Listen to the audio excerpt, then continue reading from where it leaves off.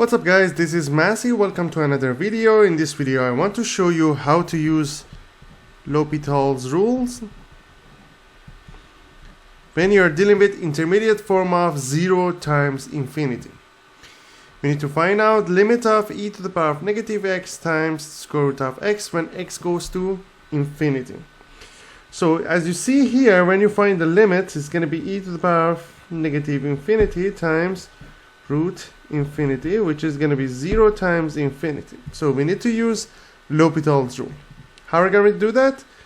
We need to just change it here. Instead of e to the power of negative x times root x, we have root x over e to the power of x when x is approaching infinity. That's going to be infinity over infinity. So derivative of numerator is going to be 1 over 2 root x.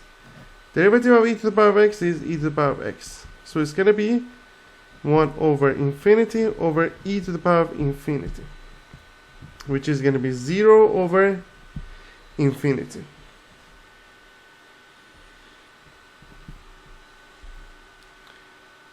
Which is going to be 0.